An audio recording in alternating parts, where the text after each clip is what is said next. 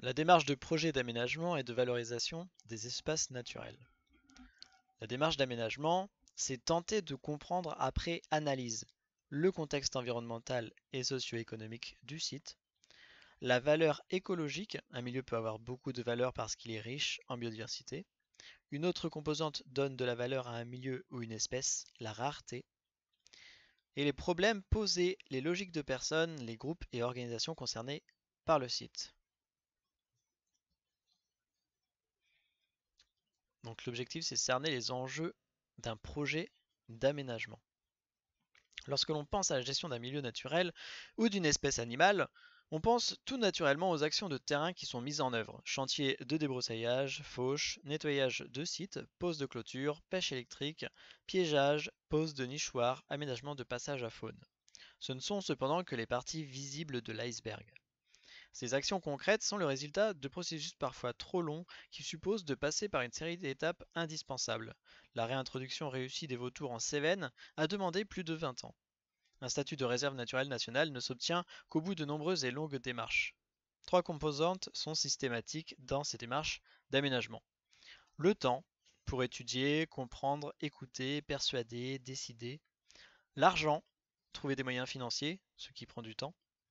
Et les hommes, il faut rassembler des gens, des structures pour des décisions d'intervention acceptées. Le projet d'aménagement, une démarche des acteurs, un territoire. Identifier les problématiques et les acteurs. Un projet d'aménagement se développe au sein d'un territoire suite à la mise en œuvre d'objectifs portés par des acteurs. Si un projet d'aménagement peut être le résultat d'une volonté politique, d'une décision administrative, il peut également être initié par des personnes groupées au sein d'associations. À la base d'une démarche d'aménagement existe la volonté de pouvoir améliorer une situation, résoudre un problème ou développer un projet. Ce projet prend racine et se construit dans un contexte spécifique. Pour comprendre et favoriser un processus d'aménagement, il faut connaître son origine et ses motivations, mais aussi le contexte écologique, social et réglementaire dans lequel il se développe. Il est primordial d'identifier et de formaliser les problématiques que cherchent à résoudre les personnes qui œuvrent au sein d'un projet d'aménagement. Illustrer la démarche par l'exemple des trognes du Perche vendômois. Afin de mieux comprendre comment s'organise la démarche de projet d'aménagement, nous allons étudier un exemple concret à partir duquel nous essaierons de généraliser. La trogne, emblème du passé ou opportunité de développement pour le Perche vendômois. Quel est l'intérêt de sauvegarder les trognes et quels sont les moyens à mettre en œuvre pour satisfaire cet objectif? L'arbre tétard ou arbre des mondes, appelé localement trogne, pourrait redevenir un élément fort de l'identité paysagère du Perche. Ce système ancestral de production de bois de feu a presque disparu du fait de son inadaptation aux techniques agricoles actuelles. Une association locale s'est donnée pour mission de développer de nombreuses activités autour de la trogne afin de participer à sa revalorisation. Qu'est-ce qu'une trogne? L'arbre tétard ou trogne est un arbre encore jeune, un chêne, un frêne, un saule, un charme, auquel on a sectionné le tronc à une certaine hauteur et d'où jaillissent de nombreux rejets qui sont ensuite coupés périodiquement, tous les 8 à 25 ans, au niveau de la section initiale. Les trognes sont donc le résultat de l'action répétée de l'homme sur les arbres. Elles illustrent la forte interaction et le long compagnonnage entre la nature et les agriculteurs. Leur aspect est très varié en fonction de l'âge, de l'essence, de la date du dernier recépage. Chaque trogne possède sa propre physionomie. La fonction principale de ces arbres était de produire le bois de fagot, qui était d'une consommation courante dans les campagnes avant la Seconde Guerre mondiale. Comprendre le fonctionnement du milieu et le contexte culturel. Les projets d'aménagement qui englobent des espaces agricoles, forestiers, naturels et esthétiques doivent prendre en compte les spécificités des sols et des micro-habitats. Il est nécessaire de connaître celles-ci pour comprendre le fonctionnement du milieu et adapter les solutions proposées. Il est également primordial de connaître le contexte culturel, économique et humain de la démarche d'aménagement. Le Perche vendômois est caractérisé par un paysage de bocage. C'est une région au sol argileux. Les précipitations régulières et des étés tempérés favorisent la croissance des arbres et de l'herbe. Les exploitations agricoles sont dispersées dans un bocage encore assez présent. Elles sont traditionnellement vouées à la polyculture-élevage. La population rurale est peu dense. L'agriculture reste une activité économique prépondérante. Analyser le passé. Dans un projet d'aménagement, il est essentiel de comprendre les raisons et les déterminants qui ont poussé les acteurs à organiser des systèmes techniques. Identifier les mécanismes des processus évolutifs à l'œuvre permet de comprendre et d'expliquer les évolutions constatées. Il est ainsi possible de proposer des solutions qui intègrent ces processus. Pourquoi ce type de conduite des arbres s'est-il développé dans le Perche? Du fait des conditions naturelles du milieu, le Perche était une zone où l'élevage prédominait. Pour contenir les animaux, les agriculteurs avaient installé des haies avec des trognes dont ils tiraient d'importantes quantités de bois. Les trognes constituaient ainsi un véritable taillis linéaire surfuté. Ce système permettait de protéger les jeunes repousses de la dent du bétail et offrait aussi l'avantage de produire des fûts tout en valorisant au maximum l'espace occupé par les haies. Pourquoi les trognes se trouvent-elles en régression constante? Après la Seconde Guerre mondiale, le monde agricole a rapidement évolué. La forte mécanisation de l'agriculture et la diminution de la main-d'œuvre ont transformé les pratiques agricoles. Les parcelles se sont considérablement agrandies et beaucoup de haies ont disparu. À partir des années 1970, le drainage des terres, bien souvent accompagné du remembrement des parcelles, a de nouveau poussé à l'agrandissement des parcelles et au remplacement des prairies par des cultures céréalières. Le bocage a fortement régressé et de très nombreuses trognes ont disparu. Les énergies fossiles bon marché et la difficulté de récolte du bois de trogne ont détourné les agriculteurs de leurs vieux arbres résiduels. Après des centaines d'années de présence dans le paysage et l'économie rurale du Perche, la trogne n'avait plus de raison d'être sur le plan technico-économique. Intégrer le présent et anticiper l'avenir. Dans l'exemple choisi, une méthode traditionnelle d'exploitation des arbres est le point de départ du projet d'aménagement. Cette pratique, étudiée finement et sous toutes ses dimensions, va donner lieu au développement du projet. Il ne doit pas être centré sur le seul aspect technico-économique ou patrimonial. Pour que la démarche puisse aboutir, il est essentiel de fédérer autour d'elle de nombreux acteurs et de proposer des solutions qui intègrent les conditions du présent et anticipent celles de l'avenir. Multiplier les approches et initier une dynamique. Un projet d'aménagement doit être envisagé sous de nombreux points de vue. Il s'appuie sur l'analyse du passé pour imaginer des solutions adaptées au présent tout en anticipant sur les évolutions futures. Il est nécessaire d'impulser une dynamique créatrice et de ne pas se contenter de préserver un patrimoine. Pourquoi est-il intéressant de conserver des trognes dans le Perche vendômois? Les trognes donnent une typicité à ce qui subsiste du bocage vendômois.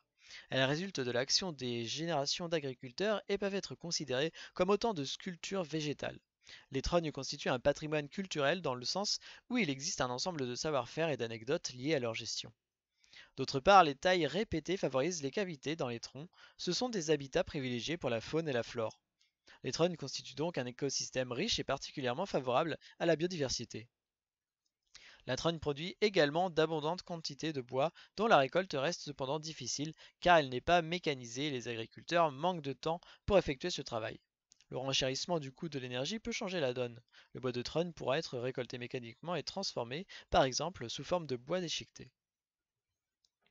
Convaincre avant d'agir ou agir pour convaincre. Une démarche d'aménagement se traduit par la mise en place d'actions. Elles doivent aller dans le sens de la résolution de la problématique. Dans de nombreux projets d'aménagement, la phase de sensibilisation et de communication est essentielle. Il est bien souvent nécessaire d'expliquer et de convaincre avant d'arriver à mettre en place des actions plus concrètes. Parfois, l'action est le meilleur moyen pour sensibiliser et convaincre. La création de la Maison botanique. Une association appelée la Maison botanique, Centre européen des trognes, s'est constituée en 2000 en vue de valoriser et protéger les trognes à l'échelle locale et européenne. Faire découvrir ou redécouvrir ces arbres particuliers, recenser les pratiques et les savoir-faire qui leur sont liés, agir pour la valorisation de ces pratiques et leur renouveau, tels sont les objectifs de la Maison botanique. Les 4 salariés de l'association et les bénévoles organisent de nombreuses sorties et expositions de découvertes des trognes et de la vie rurale.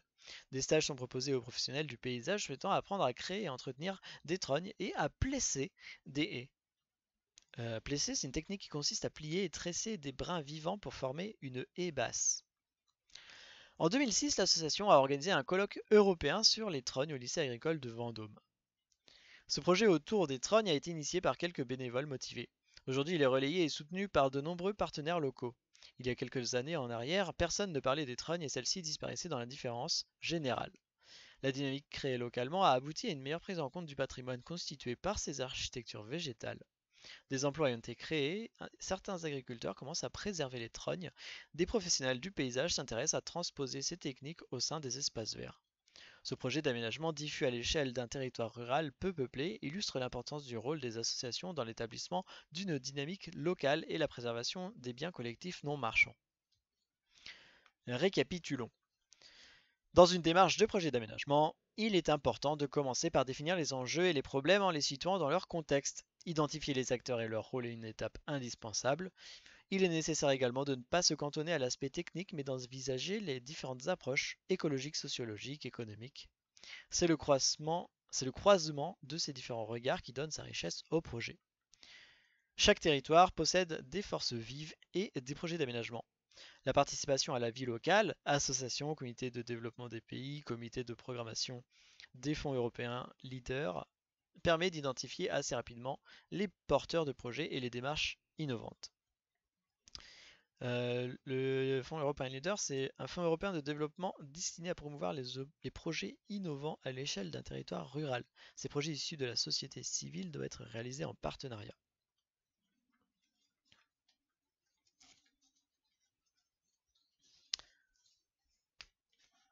Ensuite, la prise en compte de la biodiversité.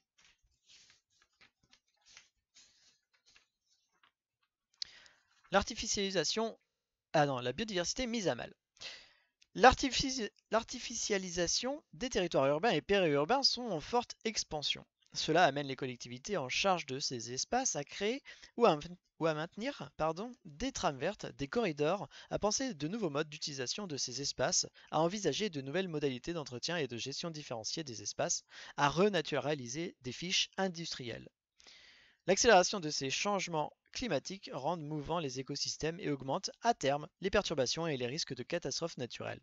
Ces phénomènes exigent une grande réactivité et une reconsidération permanente des politiques, des techniques et des méthodes mises en œuvre.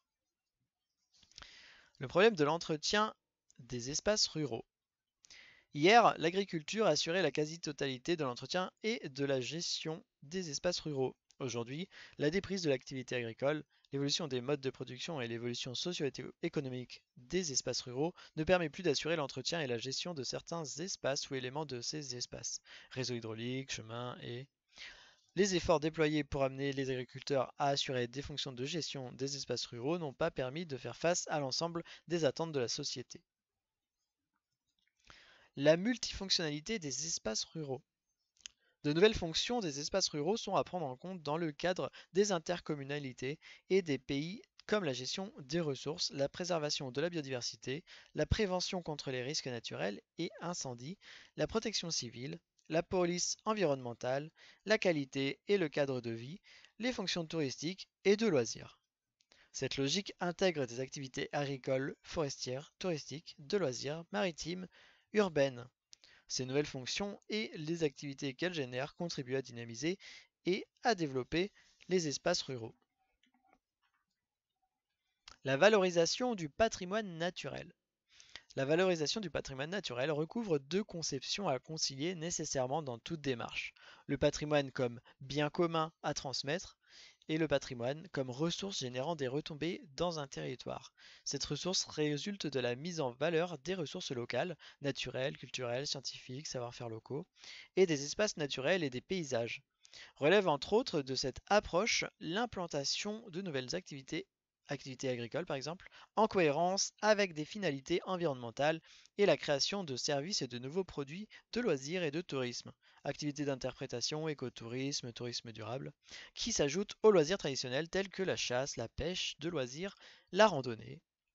Leur mise en œuvre doit être nécessairement maîtrisée en respectant une éthique écologique, considération de l'état et des limites de la ressource. Sensibiliser et éduquer à l'environnement. Sensibiliser et éduquer à l'environnement et au développement durable pour favoriser une conscience et une appropriation individuelle et collective des populations. Les changements dans la combinaison et la cohérence des modes de gestion. Les changements d'échelle de gestion des espaces. Hier, on préservait essentiellement des espaces remarquables sous statut de protection. Aujourd'hui, on gère l'ensemble des espaces ordinaires, urbains, Il s'agit de repenser la nature dans les espaces sauvages et cultivés, mais aussi dans l'ensemble des lieux de vie et de concevoir des aménagements qui s'inscrivent dans le développement socio-économique des territoires. Dans cette perspective, la gestion des espaces est au service d'une société et non seulement d'un patrimoine. Ces espaces ont une fonction renouvelée comme support de production et participent à la valorisation patrimoniale et économique. Changement dans les modalités d'action. Hier, on s'employait principalement à réparer les déséquilibres provoqués par l'activité humaine et les phénomènes naturels. Aujourd'hui, les efforts portent de plus en plus sur la prévention et la protection, ce qui permet de limiter les dégradations et donc les interventions. Les changements des modes de gouvernance dans la gestion des espaces. Hier, des élus politiques, des scientifiques, des techniciens ou des usagers pesaient fortement sur l'évolution des espaces dans une approche trop souvent cloisonnée des interventions. Aujourd'hui, la gestion et l'aménagement des espaces sont coproduits entre politiques territoriaux, experts, habitants et usagers des espaces dans une conception écologique globale et partagée des espaces. Cela suppose de raisonner à l'échelle d'une communauté et d'une collectivité et de concevoir des espaces locaux de débat, d'échange et donc de communication. Les obligations de résultats qui accompagnent la mise en œuvre des politiques dans les territoires sont porteuses d'exigences qualitatives qui devraient avoir un effet sur la qualification et le professionnalisme des intervenants. Changement du cadre législatif et réglementaire. Le dispositif réglementaire actuel en matière de protection de l'environnement évolue en fonction des directives européennes adaptées au droit français, mais aussi de la parution des lois et décrets français. Historiquement, la réglementation française et communautaire a visé en priorité les domaines de l'eau et des déchets. L'avancée des connaissances scientifiques et les engagements du Grenelle de l'environnement ont contribué à l'évolution de la réglementation. Un projet de loi voté le 21 octobre 2008 propose un cadre d'action, une gouvernance et des instruments et mesures renouvelés afin de lutter contre le changement climatique, protéger et restaurer la biodiversité et les milieux naturels et mieux prévenir les risques pour l'environnement et la santé. Enfin, l'obligation de la baisse du recours aux pesticides pourrait nécessiter à terme un accompagnement des modes de production avec éventuellement des espaces refuges d'auxiliaires des cultures, des espaces de compensation écologique. Ces changements sont accompagnés par des politiques internationales, européennes, nationales, accord de Kyoto en 1997, entrée en vigueur en 2005, conférence de Rio en 1992, Johannesburg en 2002, qui se concrétisent par des réglementations européennes, directive oiseaux en 1979 et Habitat Faune Flore en 1992. Leur mise en œuvre se décline dans le cadre de Natura 2000 et des programmes impulsés par l'Europe, programme LIFE, FEDER, dont le leader Nouvelle orientation de la politique agricole commune, et repris par l'État français, schéma des espaces naturels et ruraux dans la LOADDT en 1999, stratégie nationale pour la biodiversité en 2004, charte de l'environnement en 2005, loi sur l'eau en 2006 en France, mais aussi des dynamiques sociales, Grenelle de l'environnement en 2007. Ces politiques sont relayées au niveau régional, départemental et territorial dans le cadre de la décentralisation et de programmes d'action. Agenda 21. Elles donnent lieu à des projets territoriaux, pays et communautés de communes ou d'agglomérations plus ou moins complexes dans lesquels l'environnement constitue par sa dimension transversale un enjeu central. Ces projets se réalisent souvent en interface avec d'autres secteurs, agriculture, forêt, politique de la mer et du littoral, politique de la ville, aménagement des territoires ruraux. La mise en œuvre des projets territoriaux repose sur de nouvelles formes de l'action publique locale. Elle mobilise des acteurs hétérogènes du territoire, associations, collectivités territoriales, acteurs économiques privés et citoyens, et génère de l'activité dans le secteur de l'environnement.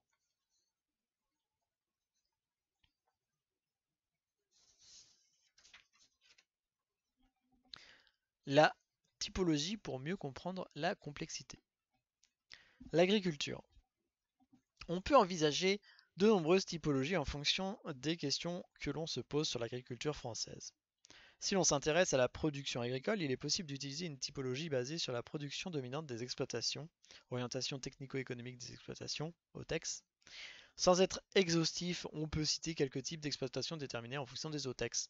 Céréales et oléoprotéagineux, maraîchage, viticulture d'appellation, bovin-viande, bovin-lait, polyculture. À chaque type correspond un mode de fonctionnement particulier de l'exploitation.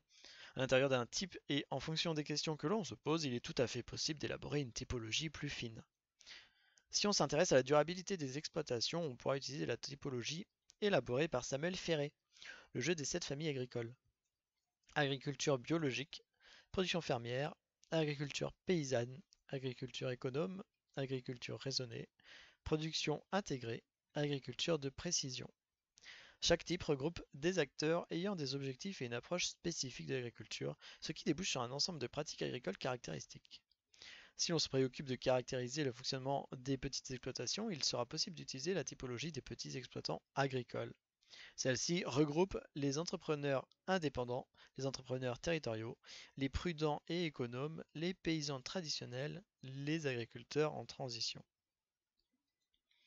La forêt. On peut établir une classification des forêts en fonction de la vocation principale de celle-ci.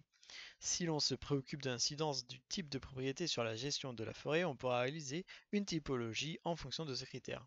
Cette typologie pourra par exemple nous montrer que les propriétaires privés n'ont pas le même type de gestion que l'Office national des forêts et que parmi les propriétaires privés, la surface de la forêt et son accessibilité orientent fortement leur mode de gestion. Alors on a les types de forêts. Forêt de production, ses caractéristiques principales, c'est des surfaces plutôt importantes, des peuplements assez souvent monospécifiques et situés dans des zones favorables à la croissance des arbres. Les forêts de loisirs, plus souvent de petite taille, peuplement mélangé et situés à proximité des villes. Et les forêts de protection, surface variable, peuplement de composition variable mais souvent faiblement productif et à haute valeur écologique, et situés dans des zones écologiques particulières, montagnes, dunes, plaines alluviales. Cet essai de typologie forestière basé sur la fonction n'est ni idéal ni absolu, il s'agit avant tout d'un outil au service d'un questionnement. Les espaces naturels. La typologie basée sur le degré de naturalité ou d'artificialisation est particulièrement intéressante car elle englobe l'ensemble des espaces et des acteurs et permet d'établir des types bien nets correspondant à des objectifs de gestion précis. Donc là j'ai un tableau de typologie des milieux et des objectifs de gestion exprimés selon un gradient croissant d'artificialisation. Donc on peut voir le degré d'artificialisation qui va du moins au plus.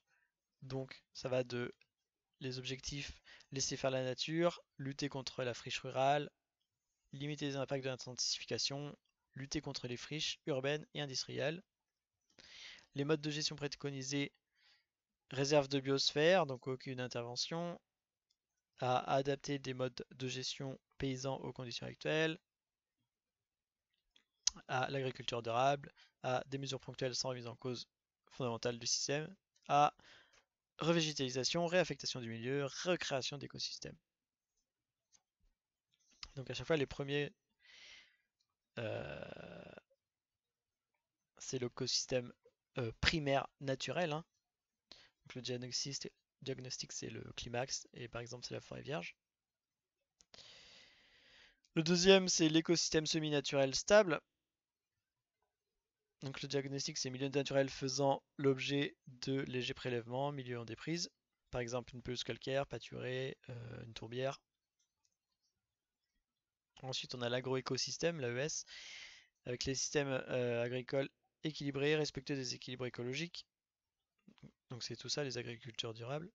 Par exemple, les AES peu cultivés, système agroforestier, polyculture, élevage, AES cultivé avec l'utilisation de la jachère. Ensuite, on a l'agrosystème, un système agricole intensif contribuant à la dégradation des ressources naturelles. Par exemple, les plaines céréalières, certaines exploitations laitières spécialisées. Et en dernier, l'écosystème détruit, la faune et la flore résiduelle des milieux anthropisés perturbés. Par exemple, les sols érodés, carrières, terrils, autoroutes et bas-côtés, friches urbaines. Les espaces paysagers, les jardins et espaces verts peuvent être classés en fonction de critères tels que le style, la taille, leur caractère public ou privé, leur vocation. Plus récemment, les services espaces verts des villes ont mis en place une typologie des espaces verts qui permet de mieux adapter le type d'entretien nécessaire à chaque espace. Cette gestion différenciée permet de limiter les opérations inutiles et de mieux prendre en compte les principes du développement durable dans la gestion des espaces verts. On a par exemple le code qualité entretien de la ville de Rennes, classe 0 à 7. EV, c'est les espaces verts. Donc avec le type d'espace et l'entretien. Donc classe 0, type d'espace jardinière, entretien très important et soigné. Classe 1, EV à vocation horticole affirmée, très soigné. Classe 2, EV à horticole simple, important et régulier en entretien. 3, EV traditionnel, entretien simple et régulier. 4, EV extensif, entretien réduit. 5, EV à caractère rustique, entretien proche des espaces ruraux. 6, EV à caractère champêtre, entretien sommaire. Et 7, EV à caractère agricole, entretien agricole. La typologie permet d'appréhender la diversité des espaces et de leurs fonctions. Elle pointe la diversité des métiers de l'aménagement. Le projet d'aménagement prend donc plusieurs formes pour répondre à des problématiques d'organisation de l'espace.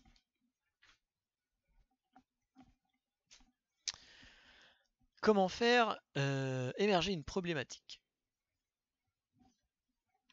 L'aménagement et la valorisation des espaces s'inscrivent dans une démarche de développement territorial qui tend aujourd'hui à prendre en compte les trois dimensions du développement durable. À travers des situations réelles, sorties terrain, et des études de cas contextualisées, il s'agit de comprendre la diversité des situations liées au projet d'aménagement, de la logique à laquelle obéit un projet d'aménagement, stratégie d'acteurs, enjeux territoriaux et économiques, demande sociale. Enfin, de synthétiser les problématiques liées à l'aménagement et à la gestion des espaces en mettant en évidence les impacts positifs ou négatifs des projets d'aménagement sur le territoire au regard des critères du développement durable. Que recouvre la notion de projet d'aménagement? Le projet d'aménagement est autant une démarche qu'un outil qui permet de répondre à différents niveaux et à des problématiques d'organisation et de gestion spatiale qui s'inscrivent dans un contexte territorial spatialisé. On distingue une diversité de projets d'aménagement qui touchent à différents types d'espaces, que ce soit en milieu urbain ou rural, espaces paysagers, forestiers, hydrauliques, naturels, etc. Chaque type d'aménagement répond à une problématique spécifique. L'ensemble des réponses doit s'inscrire dans une démarche de projet territorial global et cohérent.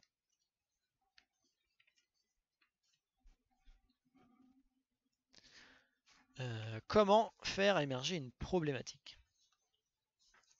Pour énoncer la problématique, il faut identifier les enjeux. Les enjeux correspondent à ce que l'on risque finalement de perdre ou de gagner lors d'une intervention. Les enjeux ne sont généralement pas nombreux. La détermination des enjeux, c'est la formulation en termes économiques, sociaux ou environnementaux des effets possibles des dynamiques à l'œuvre et des risques encourus.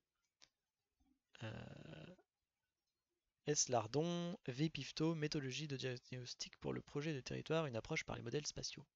C'est un bouquin.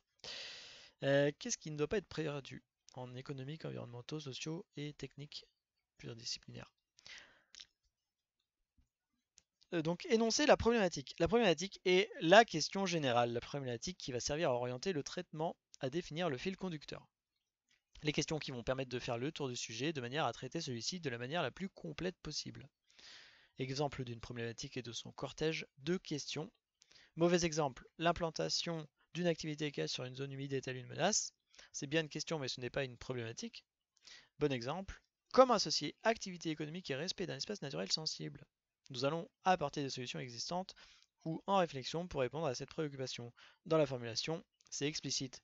Pour répondre en apportant des solutions, il faut avant tout identifier le problème, donc se poser la question de ce qu'il est réellement. La problématique est une question, mais pas n'importe quelle question. Elle a aussi cette particularité de regrouper un ensemble de questions. Dans l'exemple cité, on peut rapidement faire ressortir un certain nombre de questions importantes. En voici quelques-unes. Quelle menace fait peser l'activité équestre sur la zone humide? Quels sont les espaces les plus menacés? Pourquoi cette activité s'est-elle implantée sur un espace a priori peu adapté? Quels sont les différents aménagements qui ont le plus porté atteinte au milieu? Quels sont les acteurs responsables de l'aménagement du milieu? Quelles solutions peut-on mettre en œuvre pour limiter les impacts négatifs? Quelles actions ont déjà été mises en place pour limiter les impacts ou corriger les atteintes à la tourbière, etc. Il est donc clair que nous sommes sur deux niveaux de questionnement, à savoir la question centrale, la problématique qui va servir à orienter le traitement, à définir le fil conducteur, et les questions qui vont permettre de faire le tour du sujet de manière à traiter celui-ci de la manière la plus complète possible.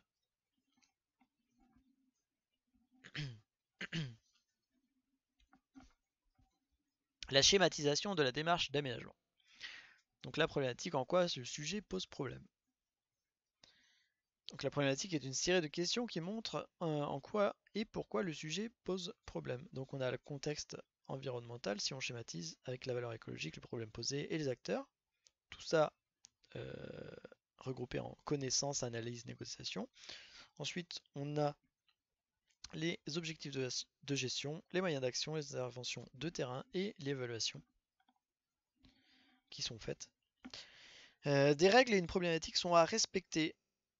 Se donner une légitimité réglementaire pour agir, un bail, un achat, une convention de gestion.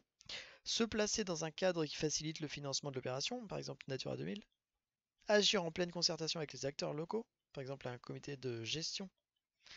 Pour énoncer la problématique, pour concevoir et négocier un projet, il faut identifier les enjeux, déterminer les objectifs de gestion pour le site, se donner les moyens d'agir, intervenir et évaluer ses actions. Donc au cœur de la démarche. Les objectifs de gestion. Les objectifs de gestion sont les résultats attendus après les interventions envisagées sur le site ou certains de ces éléments. Maintenir, améliorer ou restaurer l'état de conservation, faire disparaître ou faire diminuer une menace, renforcer ou restaurer certaines fonctionnalités, améliorer ou restaurer une activité humaine, économique, obtenir une reconnaissance de la part des usagers. Les interventions de terrain vont répondre à ces objectifs définis par les gestionnaires, les financeurs et les agents de l'État quand ils ont un caractère réglementaire. Les objectifs répondent à des enjeux, les enjeux correspondent à ce que l'on risque finalement de perdre ou de gagner lors d'une intervention sur un espace de nature ou sur une population de faune ou flore. Les enjeux ne sont généralement pas nombreux. Ces objectifs doivent être très clairs pour permettre à tous les acteurs de comprendre le sens, le pourquoi des activités conduites par le gestionnaire. Les moyens d'action. Le matériel nécessaire aux opérations de terrain peut être acheté ou loué selon sa fréquence d'utilisation ou bien fourni par une entreprise qui intervient. Les opérations de gestion ne rapportent pratiquement jamais d'argent, elles coûtent car elles rendent des services à la communauté qui ne sont pas payants.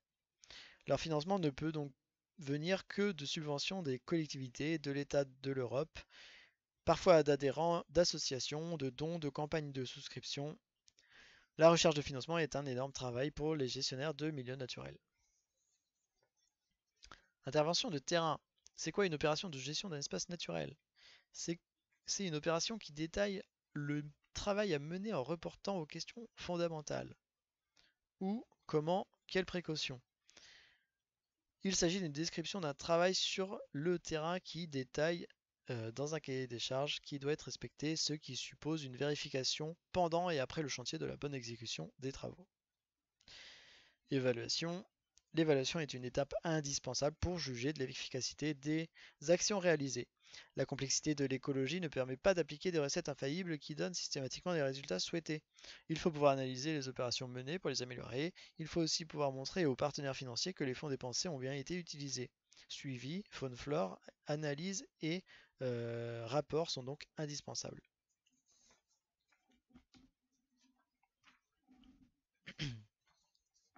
Le questionnement dans la démarche d'aménagement. Donc, les étapes de la démarche d'aménagement. Quel est l'objet de la démarche? Donc on a la zone géographique et l'occupation humaine. Donc avec un milieu en particulier, une pelouse sèche, une tourbière, un ensemble de milieux, un plateau, une vallée, une rivière, ou une espèce particulière, l'ours, le saumon, le chevreuil. Quels sont les problèmes ensuite? Donc un ou des milieux qui se dégradent, disparaissent, des espèces qui régressent ou envahissent, des activités humaines qui dégradent, polluent, détruisent. Ensuite on a qui et pourquoi. Qui est responsable, qui est concerné, qui va agir, pour quelles raisons, l'économique, le sentimental, l'éthique, les intérêts particuliers, les intérêts communs, le réglementaire. Ensuite, qu'est-ce qui ne doit pas être perdu? Donc les enjeux de protection de la nature, la biodiversité, les enjeux de protection de ressources, eau, bois, gibier, poisson, et les enjeux de maintien d'activités humaines, élevage, tourisme.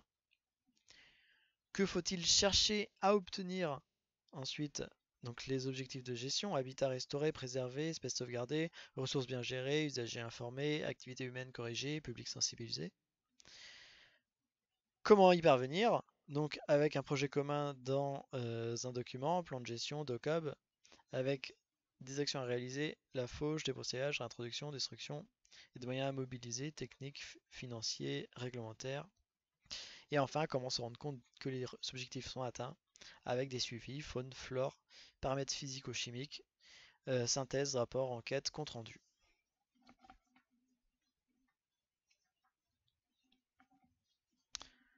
La commande.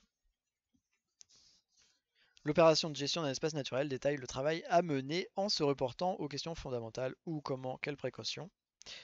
Il s'agit d'une description d'un travail sur le terrain qui est détaillé dans un cahier des charges qui doit être respecté, ce qui suppose une vérification pendant et après le chantier de la bonne exécution des travaux. Les projets d'aménagement font appel à plusieurs corps de métier qui interviennent sur l'espace. Ils peuvent œuvrer en synergie, par complémentarité dans des compétences et des savoir-faire mobilisés pour conduire les projets, les chantiers ou les actions. Le projet exprime donc un processus qui obéit à une logique de commande, qu'elle soit d'ordre public ou privé. Il permet d'atteindre les objectifs visés en faisant s'exprimer des intentions qui se traduisent par des idées formalisées, un plan, un programme, sous la forme d'un cahier des charges qui vise à conduire des solutions permettant de résoudre le problème d'un client public ou privé. La construction des réponses possibles n'est pas seulement technique. La dimension humaine, sous la forme de jeux d'acteurs d'enjeux politiques, financiers et sociétaux, peut entrer en ligne de compte dans le choix des solutions retenues. Les projets d'aménagement sont donc conditionnés par la diversité des situations, des contextes et des problématiques qui se posent sur un espace donné. Ils nécessitent une bonne connaissance du terrain et une culture générale de bon niveau. Les exemples abordés dans le champ du paysage, de l'agriculture, de la forêt, des espaces naturels, de l'eau, de l'écotourisme et du tourisme pleine nature illustrent la diversité des problématiques qui se posent en matière d'aménagement et les réponses possibles en fonction de l'état des lieux et des contextes et des enjeux. Le projet d'aménagement, quelles interventions pour quels intervenants? La conception du projet est confiée à un professionnel de l'aménagement appelé maître d'œuvre. Il est chargé de formuler les réponses au programme défini par son client, privé ou public, appelé maître d'ouvrage. Les liens contractuels entre les deux parties diffèrent selon que le maître d'ouvrage appartient au secteur privé ou au secteur public. Le maître d'œuvre peut être un bureau d'études, une entreprise spécialisée ou plus rarement un service public. Il peut s'associer à d'autres spécialistes pour la réalisation du projet, géomètres, experts, géologues, paysagistes. L'exécution du chantier après la phase de conception est confiée à une ou plusieurs entreprises de travaux spécialisées dans leur domaine, travaux paysagers, voiries, réseaux divers, bâtiments, travaux forestiers. Chaque partie doit respecter des obligations telles que les modalités de réalisation, des délais de livraison et de paiement. Les droits et obligations liés à chaque projet sont précisés par des documents tels que les contrats, marchés, conventions, avenants, le cahier des charges, le programme, le cahier des clauses techniques, le cahier des clauses administratives, les ordres de service. Le cahier des charges. Le cahier des charges est un document écrit qui décrit les attentes d'un commanditaire et ou les engagements d'un prestataire. Ce document accompagne un contrat entre les deux parties. La forme la plus simple en est une proposition commerciale, un devis, alors que des formes plus élaborées peuvent être encadrées par la loi, cahier des clauses techniques particulières d'appel à projet, cahier des charges de contrat de service Natura 2000, etc. Le cahier des charges a des finalités naturalistes et le document écrit qui décrit les attentes d'un gestionnaire et ou les engagements d'un prestataire, entreprise, agriculteur, association, etc., pour la réalisation d'une action de génie écologique. Ce document accompagne généralement un contrat entre le gestionnaire et le prestataire. Donc quelles interventions pour quels intervenants? On a la préétude, donc avec des enquêtes, des contraintes techniques, besoins esthétiques, cadre réglementaire, programme cadre, et la concertation euh, avec le choix des élus et une étude préalable. Donc tout ça pour l'établissement d'un programme opérationnel, un urbaniste, un chargé d'études, bureau d'études, et des propositions d'esquisse avec le maître d'œuvre et architecte paysager et technicien paysagiste, dessinateur. Donc là on passe à ce niveau-là de la préétude à la conception. Donc avec tout ça, avec les maîtres d'œuvre, architectes et les esquisses, on a un programme et esquisse retenu, on a un montage du dossier et on commence à avoir un plan concept. Donc c'est avec la demande de subvention, une première estimation, la confirmation du choix. Là, on passe avec la DCE, le dossier de consultation des entreprises, on passe de la conception au chantier de réalisation. Donc, suite au DCE, on a le suivi du chantier, conducteur de travaux, maître d'œuvre, le chantier de réalisation, entreprise, chef de chantier, chef d'équipe, paysagiste, jardinier paysagiste, conducteur d'engin. Là, on a la réception, donc ça nous fait passer du chantier de réalisation à la gestion et l'entretien. Donc suite à la réception, on a en communication, avec de la communication et de la vulgarisation, on a le plan de gestion. Donc entreprise ou régie, chef d'équipe, paysagiste, jardinier de golf, jardinier qualifié, monteur et lagueur. Donc ça, c'est les intervenants. Et l'intervention, c'est le plan de gestion.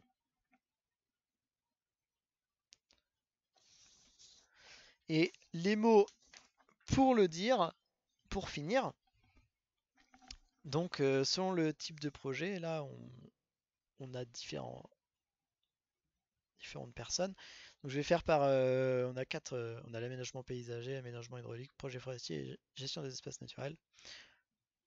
Donc on va les faire un par un. Donc le type de projet, usager, personne à consulter en aménagement paysager, ce sera les riverains, promeneurs, gestionnaires, collectivités territoriales, architectes des bâtiments de France. Le maître d'ouvrage, ce sera la personne privée, la collectivité territoriale, l'association, l'État. Le financement, ça va être le maître d'ouvrage. Les éléments nécessaires à la programmation, plan de paysage, charte paysagère, atlas paysager, contrat paysager, plan de gestion, état des lieux, diagnostic, etc. Données de site, besoins des usagers, contraintes réglementaires, exigences du maître d'ouvrage, études économiques. Le maître d'œuvre, ça va être le bureau d'études en aménagement paysager. Le document de projet et les dossiers réglementaires, donc les esquisses, avant-projet, projet, dossier de consultation des entreprises et études d'exécution. Et donc ESQ, AVP, PRO, EXE, DET, ACR, les projets et dossiers. L'entreprise de travaux, ça va être l'entreprise de travaux paysagers ou travaux publics. Le gestionnaire, ça va être le maître d'œuvre, service espace vert, entreprise privée. Par exemple, donc on a l'aménagement, réaménagement, réhabilitation, place, jardin, rue, quartier, commune ou ensemble de communes urbaines ou rurales où l'organisation de l'espace n'est pas satisfaisante pour les acteurs locaux et les habitants. Au niveau de l'aménagement hydraulique, donc les usagers et personnes à consulter, ça va être les riverains, pêcheurs, gestionnaires du domaine public, police de l'eau, producteurs d'énergie hydraulique, pisciculteurs, etc. Maître d'ouvrage, pareil, personnes privées, collectivités territoriales, associations, État.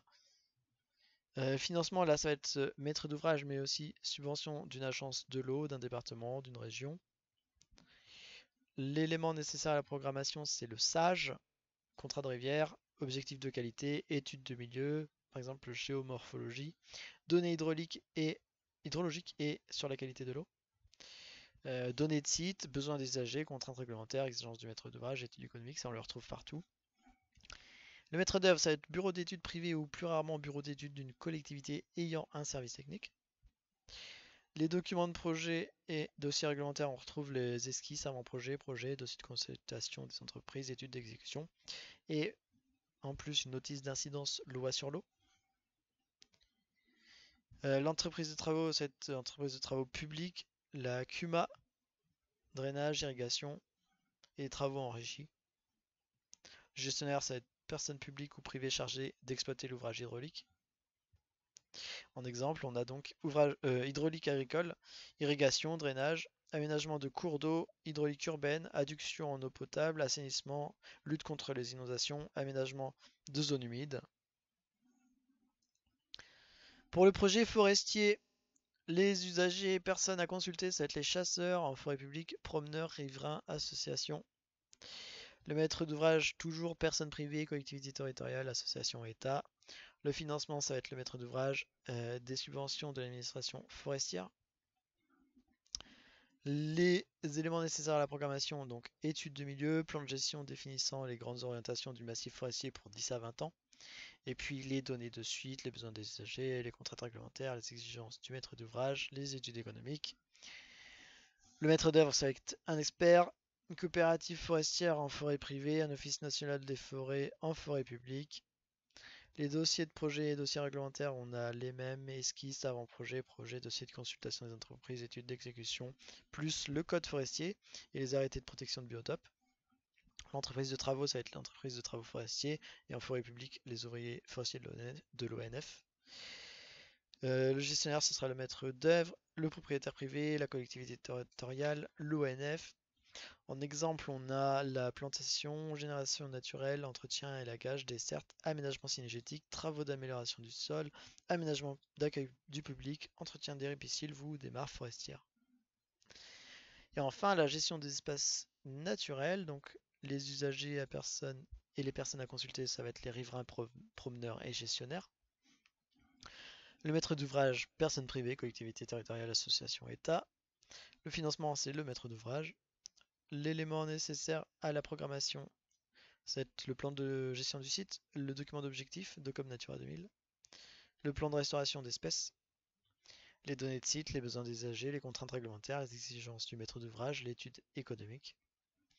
Le maître d'œuvre, ce sera l'association, la structure de gestion, réserve naturelle, parc, syndicat, intercommunal, ONF ou un bureau d'études. Le document de projet et les dossiers réglementaires, donc esquisse, avant-projet, projet, dossier de consultation des entreprises, études d'exécution et études ou notice d'impact. Entreprise de travaux, ça va être une entreprise de travaux en environnement. Le gestionnaire, ça va être le gestionnaire. Par exemple, donc on a gestion d'un milieu acheté ou loué, contrat d'action passé avec un agriculteur, un forestier, travaux de recherche sur une espèce, un milieu dans un cadre géographique donné, programme de sensibilisation d'un public. Voilà, c'est fini.